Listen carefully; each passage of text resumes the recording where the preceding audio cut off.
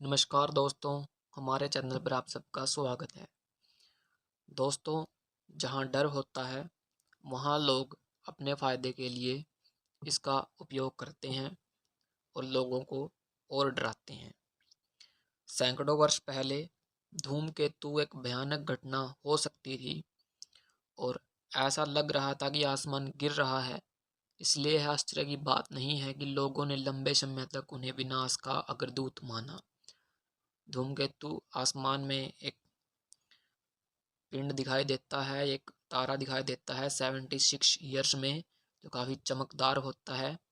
तो उसी घटना को लेकर हम जिक्र कर रहे हैं। तो 1910 पहला वर्ष था जब लोग वास्तव में धूमकेतु की उम्मीद करना जानते थे और उसे बड़ी वैश्विक आबादी तक पहुंचा सकते थे। अभी भी ऐसे लोग थे जिन्हें 1834 में इसे देखना याद था, लेकिन हम अभी भी धूमकेतुओं की प्रकृति को पूरी तरह से समझ नहीं पाए थे। इसलिए लोग उनके खतरों के बारे में अफवाहों के प्रति अधिक संवेदनशील थे। हालांकि वे सभी झूठे। कुछ शोधकर्ता और टिप्पणीकार यह अफवाह फैलाकर खुश थे कि हैली धूमकेतु की पूंछ एक जहरीले पदार्थ से बनी है जो पृथ्वी को नष्ट कर देगी। यह 15 अप्रैल को नग्न आंखों से दिखाई देने लगा और 5 जुलाई को गायब हो गया। लेकिन कुछ लोग इसकी एक झलक पाने के लिए उत्साहित नहीं थे, क्योंकि उन्हें लगा इससे दुनिया का अंत हो जाएगा।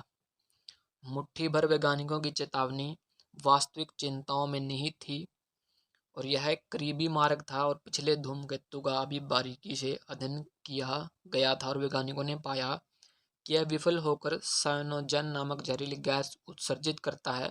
लेकिन इसे अफवाहों में उड़ाने का कोई कारण नहीं है कि जहर भरा एक तेज गति वाला धूमकेतु सीधे पृथ्वी की ओर बढ़ रहा है।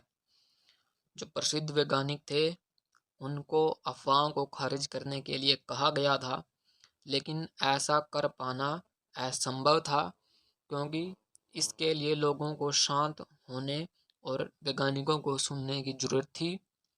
निसंदेह चुनिंदा टिप्पणियों की प्रेस कवरेज ने कहानी को बड़ा और डर को और बदतर बना दिया। प्रतिक्रियाएं दुनिया के अंत की तैयारी में लोगों द्वारा अपनी सारी संपत्ति दूसरों को बेचने तक, शराब पीकर मरने तक की थी। मतलब ऐसी प्रतिक्रियाएं आ रही थी।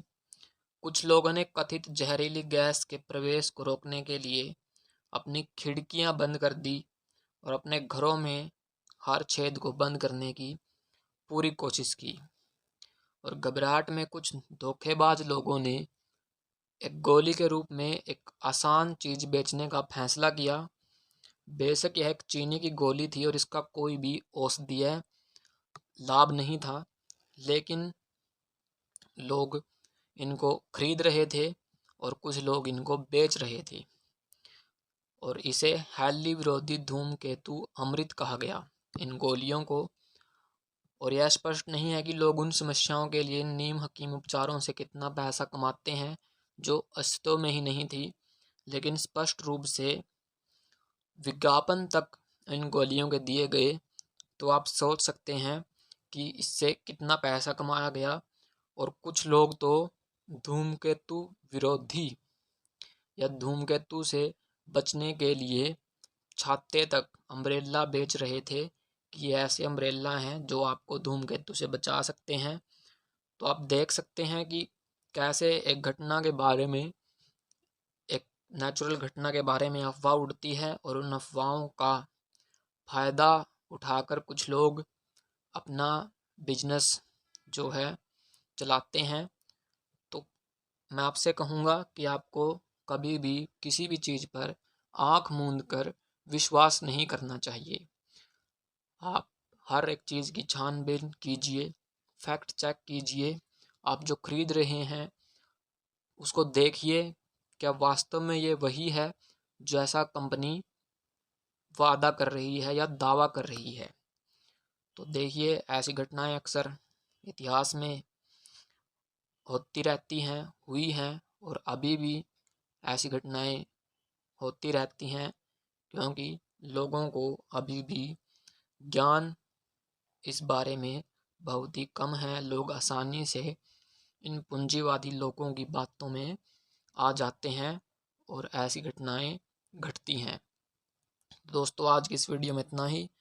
अगर आपको जानकारी पसंद आई तो चैनल को सब्सक्राइब कीजिए, वीडियो को लाइक कीजिए। मिलते हैं अगले वीडियो में। जय हिंद, जय भारत।